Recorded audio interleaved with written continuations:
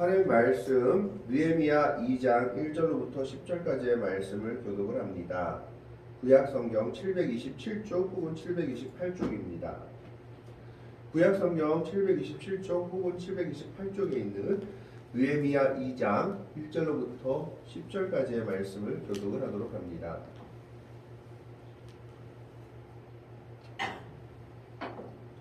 다 찾은 줄 알고 느헤미야 2장 1절의 말씀을 제가 먼저 봉독해 올립니다. 아다사스다 왕 제20년 니산월에 왕 앞에 포도주가 있기로 내가 그 포도주를 왕에게 드렸는데 이전에는 내가 왕 앞에서 수심이 없었더니 왕이 내게 이르시되 내가 병이 없거든 어찌하여 얼굴에 수심이 있느냐 이는 그가 내 마음에 의심이 있음이로라. 그때 내가 그를 두려워하여 왕께 대답하되 왕은 만세 수를 하옵소서. 내 조상들의 묘실이 있는 성읍이 이제까지 황폐하고 성문이 불탔사오니 내가 어찌 얼굴에 수심이 없사오리까 하니 왕이 내게 이르시되 그러면 내가 무엇을 원하느냐 하시므로 내가 곧 하늘의 하나님께 복도하고 왕에게 아뢰되 왕이 만일 좋게 여기시고 종이 왕의 목전에서 은혜를 얻었사오면 나를 유다 땅 나의 조상들의 묘실이 있는 성읍에 보내어 그 성을 건축하게 하옵소서 하였는데 그때 왕도 왕 곁에 앉아 있었더라. 왕이 내게 이르시되 내가 몇 날에 다녀온 중이며 어느 때 돌아오겠느냐 하고 왕이 나를 보내기를 좋게 여기시므로 내가 귀환을 정하고 내가 또 왕에게 아뢰되 왕이 만일 좋게 여기시거든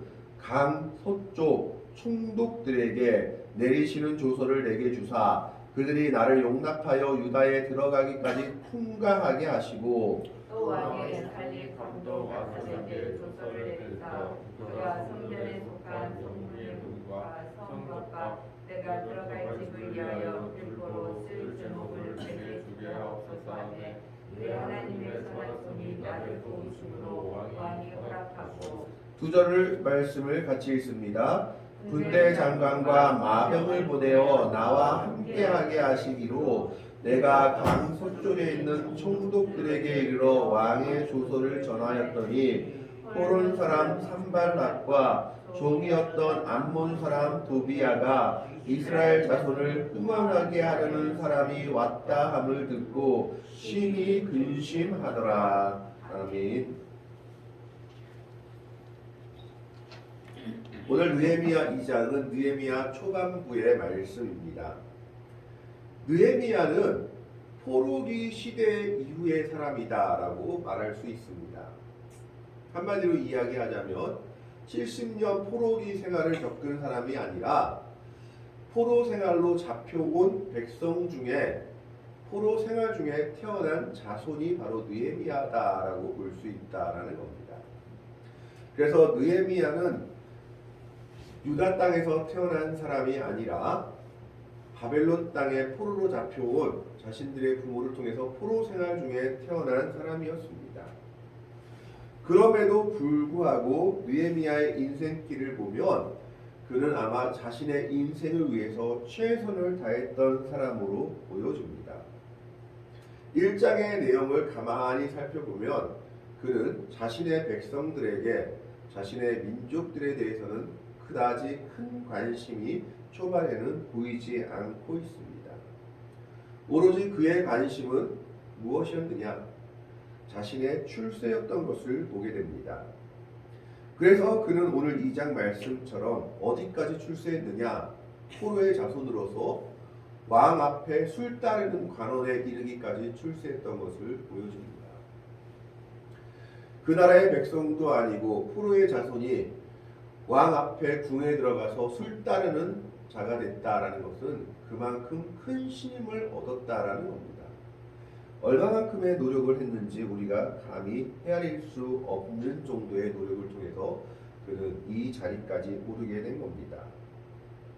어떤 학자들은 궁에서 일하는 사람들, 특별히 궁에서 술 따르거나 이렇게 일하는 사람들은 이 당시 왕비와의 문제가 있었기 때문에 궁에서 일하는 자들은 거의 다 거세를 해야 됐다라고 주장하기도 합니다. 만약 이 주장이 사실이라면 느헤미야는 자신의 남성을 거세하면서까지 출세를 원했던 사람이었던 겁니다. 그만큼 그는 자신의 민족에게 관심이 있던 사람이 아니라 자신의 지위나 출세를 최우선으로 삼았던 사람이었던 것을 우리는 알 수 있습니다. 그런데 그런 그가 변화되게 된 사건이 하나 있었습니다. 느헤미야 1장 2절에 보면 그의 형제들 가운데 한 명인 하나니야라는 사람이 그에게 이르러서 고향 유다의 형편, 예루살렘의 형편에 대해서 말해줍니다. 하나니에게 그가 유다 땅은 어떻게 되어 있느냐, 예루살렘의 사람들은 잘 살고 있느냐라고 물어보았던 겁니다. 이 당시는 1차 포로 귀환이 이루어졌습니다. 1차 포로 귀환은 스룹바벨이 총독이 되어서 이스라엘 백성들을 이끌고 유다 땅으로 돌아갔습니다. 그리고 그가 유다 땅에서 예루살렘 성벽을 건축하고 또 성전을 건축하려고 하다가 많은 어려움들을 겪었던 것이 성경에 기록되어 있습니다. 성전은 어찌저찌해서 겨우 완성되었지만 많은 시간 동안 중단되었다가 학교와 스가랴 선지자의 동료를 통해서 겨우 완성되었지만 이 성벽은 건설이 중단되었습니다. 이방 백성들의 모략으로 인해서 아다사스다 왕이 예루살렘 성벽을 건설을 중지하라고 명령 내렸기 때문입니다. 어쨌든 이 하나니에게 느헤미야가 예루살렘의 형편을 물으니까 하나님은 놀라운 얘기를 합니다. 3절 1장 3절 말씀이 그들이 내게 이르되 사로잡힘을 면하고 남아있는 자들이 그 지방 거기에서 큰 환난을 당하고 능력을 받으며 예루살렘 성은 허물어지고 성문들은 불탔다 하는지라. 이거는 느부갓네살 왕 때의 이야기를 하는 것이 아니라 포로로 돌아가는 사람들이거나 남아있는 사람들이 그 남아있는 중에 또다시 이방 백성들 때문인지 어떤 일 때문인지 모르겠지만 성벽이 허물어지고 성문이 불타는 큰 어려움을 당한 것으로 보입니다. 성경에는 그리고 역사적으로는 정확한 기록이 없습니다. 하나 분명한 것은 느부갓네살이 예루살렘을 완전히 멸망시킨 이후에도 포로로 잡혀가지 않고 남아있는 사람들 그리고 포로에서 돌아온 사람들이 그 성에서도 계속해서 환난을 당하고 남아있는 성벽마저 무너지고 남아있는 성문이 다 불타는 사건이 일어났다라는 겁니다. 이 이야기를 들은 느헤미야의 가슴 속엔 갑자기 민족에 대한 아픔과 사랑이 불일듯이 일어나기 시작합니다. 그 이전까지는 자신의 출세가 최고의 목표였던 느헤미야였다면 이제는 백성들의 안타까운 소리를 듣고 자신의 민족들의 아픔에 대해서 듣고 그는 그 민족을 위해서 기도하기 시작합니다. 그래서 4절에 내가 이 말을 듣고 앉아서 울고 수일 동안 슬퍼하며 하늘의 하나님 앞에 금식하며 기도했다라고 1장 4절에 기록되어 있습니다. 민족의 아픔 그리고 민족에 대한 그 마음이 느헤미야의 마음에 들어오며 그가 변화되어 이제 그의 1순위가 그의 민족에 대한 사랑, 관심이 1순위가 되었던 겁니다. 그래서 그 민족을 위해서 기도하고 울며 금식하고 있었습니다. 그러면서 11절에 1장 11절에 마지막 기도의 제목이 뭐라고 되어 있느냐 하면 이렇게 되어 있습니다. 주여 구하오니 귀를 기울이사 종의 기도와 주의 이름을 경외하기를 기뻐하는 종들의 기도를 들으시고 그만 기도한 것이 아니라 예루살렘을 위해서 기도하는 사람들이 있었다라는 겁니다. 오늘 종이 형통하여 이 사람들 앞에서 은혜를 입게 하였소서. 이 사람들이라는 건 아마 이 당시 바사 왕이었던 아다사스다 왕을 이야기하는 것 같습니다. 그때 내가 왕의 술관원이 되었느니라. 하나님께서 그를 왕의 술관원으로 삼아주셨습니다. 이 당시 왕의 음식을 맡은 사람들, 술을 맡은 사람들은 왕이 특별히 신뢰하는 사람이 아니면 될 수가 없었습니다. 왜냐하면 이 당시는 정적들의 모략이 많았기 때문에 왕이 만드는 음식에, 왕이 먹는 음식에, 왕이 먹는 술에 독약을 탈 수도 있었기 때문입니다. 그렇기 때문에 술 맡은 관원, 음식 맡은 관원은 왕이 최고로 신뢰하는 신하가 아니면 될 수가 없었다라는 겁니다. 그만큼 느헤미야는 왕의 신임을 받는 사람이었던 겁니다.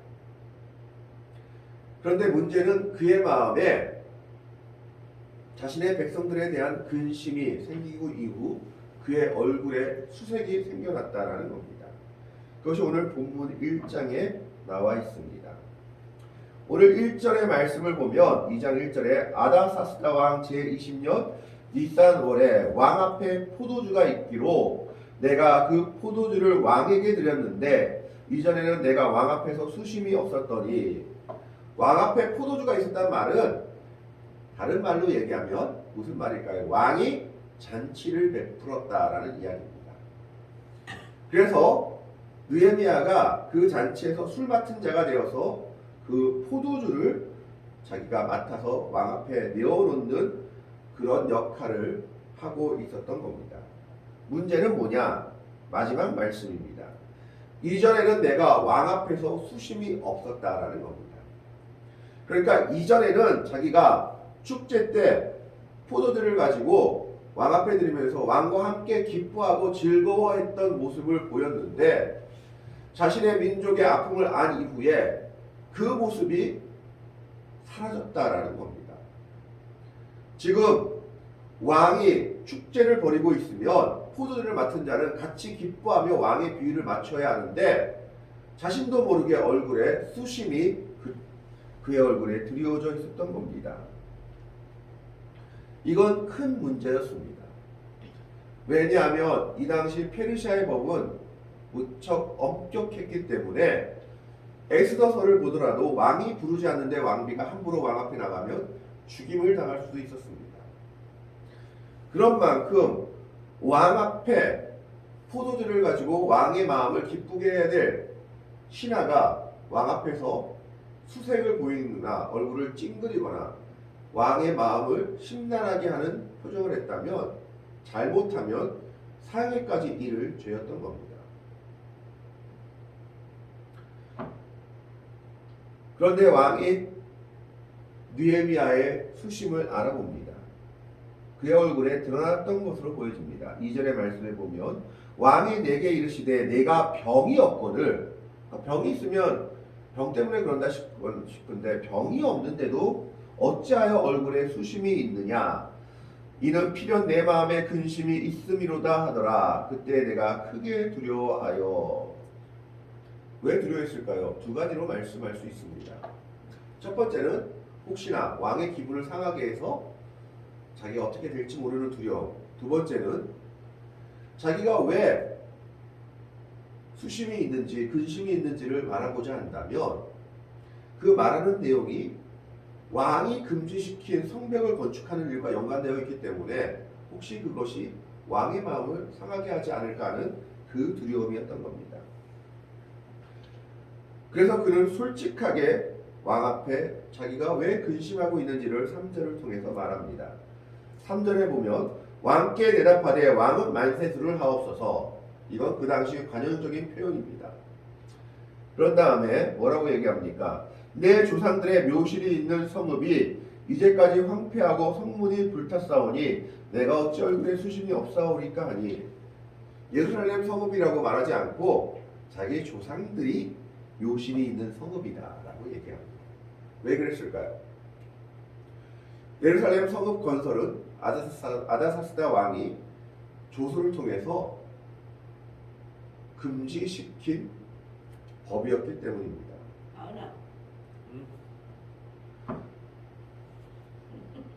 대적들이 왕 앞에 조서를 보내서 이스라엘 백성들을 모략하였기 때문에 이스라엘 백성들이 성읍을 건설하는 것이 왕의 명령으로 인해서 중단되어 있었습니다. 그렇기 때문에 그는 정직하게 대답을 하지만 예루살렘 성읍이라고 말하지 않고 내 조상들의 묘실이 있는 성읍이 황폐했다. 우리 조상들의 묘실이 있는 성읍이 황폐했는데 내가 어찌 기뻐할 수 있겠냐라고 얘기합니다. 이 당시 근동 지방에서 조상들의 묘실은 중요한 위치를 차지합니다. 이것은 후대에 영향을 미치기 때문입니다. 그러자 왕이 그를 이해하며 그에게 묻습니다. 4절의 말씀을 봅니다. 왕이 내게 이르시되 그러면 내가 무엇을 원하느냐 하시기로 내가 곧 하늘의 하나님께 묵도하고 그는 그때를 놓치지 않고 짧은 시간이라도 기도합니다. 근데 1장 말씀에서 2장 말씀으로 넘어오기까지 어느 정도의 시간이 걸렸느냐? 4개월의 시간이 걸렸습니다. 느헤미야는 이 4개월 동안 하나님 앞에 자기 민족을 위해서 예루살렘 성을 위해서 기도하기를 쉬지 않았던 겁니다. 그리고 하나님은 그 기도를 들으시고 지금 기회를 허락해주고 있는 겁니다.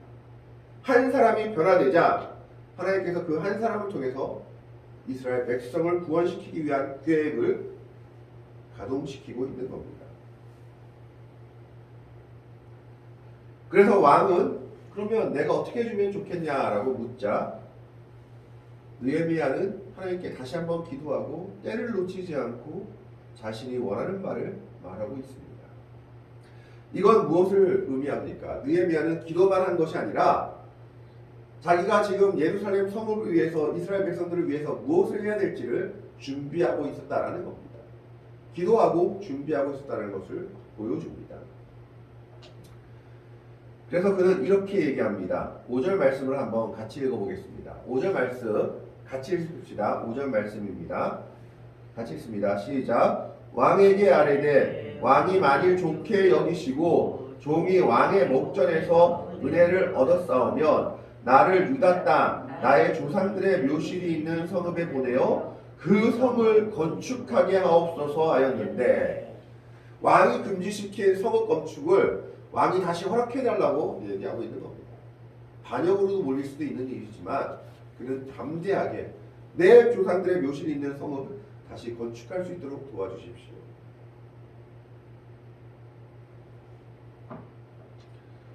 그런데 놀라운 일이 일어납니다. 6절의 말씀을 보겠습니다. 그때 왕후도 왕 곁에 앉아 있었더라. 왕이 내게 이르시되 내가 맨날에 다녀올 길이며 어느 때에 돌아오겠느냐 하고 왕이 나를 보내기를 좋게 여기시기로 내가 기한을 정하고 왕후도 왕 곁에 앉아 있었다는 것은 이 당시 관례였지만 왕후도 느헤미야의 편을 들어주었다는 것을 간접적으로 나타내고 있습니다. 왕은 느헤미야의 청을 들어주기를 원합니다. 그런데 한 가지 조건을 달죠. 돌아오라라는 겁니다. 몇 년 동안 일하고 너는 다시 나한테 와라. 그만큼 왕이 신뢰하는 신하였던 겁니다. 그러자 느헤미야는 왕께 기한을 정합니다. 내가 몇 년 동안 이 일을 하고 다시 오겠습니다. 얼마나 왕이 신뢰하는 신하였는지를 보여주고 있습니다. 그러면서 7절과 8절에 뭐라고 얘기합니까? 그가 그동안 준비했던 것을 내어놓습니다. 그는 그냥 무조건 유다 땅으로 가야지 하는 것이 아니라 유다 땅으로 가기 위해서 무엇이 필요한지를 준비하고 있었던 겁니다. 그래서 7절 8절의 말씀을 보겠습니다. 내가 또 왕에게 아뢰되 왕이 만일 좋게 여기시거든 강 서쪽 총독들에게 내리시는 조서를 내게 주사 그들이 나를 용납하여 유다에 들어가기까지 통과하게 하시고 자기 가는 길에 막힘이 없게 해달라는 겁니다. 왜냐하면 대적들이 못 가게 막을 수도 있었기 때문입니다. 그가 준비했다는 것을 보여줍니다. 뿐만 아니라 8절에 뭐라고 얘기합니까? 또 왕의 살림 감독 아삽에게 조서를 내리사 그가 성전에 속한 영문의 문과 성곽과 내가 들어갈 집을 위하여 들보로 쓸 제목을 내게 주게 하옵소서 하며 내 하나님의 선한 손이 나를 도우심으로 왕이 허락하고 살림 감독 아삽에게 지금 뭘 얘기하냐면 레바논 백향목 내가 쓸 수 있도록 하나님 왕이 허락해 주옵소서. 내가 쓸 만큼 쓸 수 있도록 조서 내려주십시오. 왜요? 성벽을 건설하고 그리고 자신들의 집을 짓는데 반드시 나무가 필요했는데 제일 좋은 나무 레바논의 백향목이 필요했습니다. 그런데 그걸 감독하는 사람이 누구였느냐? 아삽이었습니다. 그만큼 철저하게 그는 기도만 한 것이 아니라 성읍을 다시 세우기 위한 준비를 하고 있었던 겁니다. 그런데 그 마지막 말씀을 보십시오. 8절에 내 하나님의 선한 손이 나를 도우심으로 왕이 허락하고 여러분 에스라와 느헤미야는 다른 성경들과 다른 점이 하나 있습니다. 그게 뭐냐면 하나님의 이적에 관한 내용들이 하나도 나오지 않습니다. 그게 무슨 말이냐 하면 기적 역사가 기록되어 있지 않은 성경이 에스라하고 느헤미야입니다. 뭐 하나님이 벽을 고치셨다, 뭐 안진뱅이를 일으켰다, 하나님이 특별한 능력을 행해서 이런 일들을 행했다라는 것이 나오지 않습니다. 그러나 하나님이 역사 속에서 함께 하시는 것을 보여주는 것이 에스라와 느헤미야입니다. 그래서 오늘 말씀도 보십시오. 왕이 어떻게 보면 느헤미야를 죽일 수도 있었습니다. 내 잔치자리에 왜 썩은 표정을 하고 있느냐. 그런데 왕이 어떻게 합니까? 너 왜 이렇게 근심걱정하고 있느냐. 무엇인지 말해봐라. 내가 풀어줄게. 그리고 자신이 금지한 일까지 허락하고 있죠. 뿐만 아니라 느헤미야가 말하는 건 다 들어줍니다. 그래서 8절 마지막에 뭐라고 얘기합니까? 왕이 허락했지만 그 왕의 허락은 누구의 도움이 있었다는 겁니까? 내 하나님의 선한 손이 나를 도우심으로 왕이 허락하고, 우리가 그냥 되는 일 같지만 그 모든 일들은 하나님의 선한 역사 속에 있다는 것을 보여주고 있는 겁니다. 사실 이 모든 일들은 왕이 허락하지 않으면 아무것도 이루어지지 않을 일들이었습니다. 그러나 하나님께서 왕의 마음을 움직이셨기 때문에 그 모든 일들을 허락해 주시고 하나님의 놀라운 역사가 이루어지게 했던 겁니다. 9절에 보면 군대 장관과 마병을 보내어 나와 함께 하시기로 내가 강 서쪽에 있는 총독들에게 이르러 왕의 조서를 전하였더니, 이건 나중에 한번 말할 기회가 있겠지만 에스라는 돌아올 때 왕이 군대를 보내주니까 거절합니다. 하나님을 의지하지 않고 군대를 거절하는 것은 믿음이 아니다. 군대를 의지하는 것은 거절하고 하나님께 기도하고 군대 없이 무사히 백성들을 데리고 귀환합니다. 그런데 꼭 그것만이 믿음이 아니다라는 것을 보여주는 것이 오늘 느헤미야의 모습입니다. 느헤미야는 군대를 보내줬을 때 감사하게 받아들이고 그 군대와 함께 유다 땅, 예루살렘 땅으로 귀환합니다. 형편에 따라서 다를 수 있다라는 겁니다. 믿음은 한 가지 모습을 가지고 있는 것이 아니다라는 것을 보여줍니다. 에스라 때에는 군대를 거절하는 것이 믿음이었다면 느헤미야 때에는 왕이 주신 군대를 받아들이고 함께하는 것도 믿음이다라는 것을 보여주고 있는 겁니다. 어쨌든 그는 왕의 군대 장관과 마병과 같이 빠른 시간을 통해서 왕의 조서를 가지고 예루살렘 땅으로 돌아오게 됩니다. 이 이야기를 누가 듣게 되느냐? 10장 10절 말씀, 호론 사람 산발랏, 이건 누구냐면요, 사마리아 사람입니다. 사마리아 사람들이 처음에는 성전 지을 때 같이 짓자 그러니까 유대인들이 너희는 율법도 제대로 지키지 않고 다른 민족이 아니기 때문에 너희는 이스라엘 백성들이 아니라서 같이 못 짓는다라고 거절했습니다. 그래서 이 사람이 그 마음에 앙심을 품고 왕한테 조서를 내려서 왕한테 조서를 보내서 성전도 못 짓게 하고 성벽도 못 짓게 했던 장본인이었습니다. 뿐만 아니라 종이었던 암몬 사람 도비야, 이 암몬이 이스라엘의 종이었기 때문에 그렇게 말했는지 아니면 이 사람이 도비야가 산발랏의 밑에 일했던지 모르지만 종이었다라고 얘기합니다. 어쨌든 산발랏과 같이 행동을 하는 사람이었습니다. 이 도비야가 느헤미야가 왔다는 소식을 듣고 크게 놀라게 됩니다. 이스라엘 자손을 흥황하게 하려는 사람이 왔다함을 듣고 심히 근심하더라. 그 전까지는 그냥 이스라엘의 백성들의 지도자였다면 느헤미야는 왕의 신을 받는 사람이 왔다는 것을 듣고 이제 큰일 났구나, 성읍이 지어지겠구나 하는 걱정을 하게 되는 겁니다. 자신들의 방해가 무용지물이겠구나 하는 걱정을 하며 근심하고 있습니다. 한 사람이 변화되자 하나님께서 이렇게 놀라운 역사를 시작한 겁니다.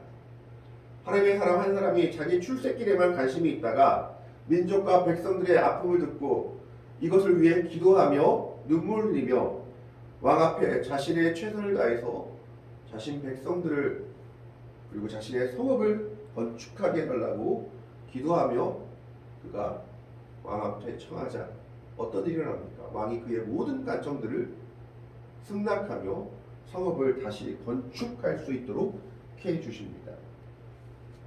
하나님의 선한 손이 그와 함께하며 왕이 그 모든 것을 허락하는 역사가 일어나게 된 것입니다. 한 사람의 변화와 기도의 모습이 이 모든 역사들을 가능하게 하는 것입니다.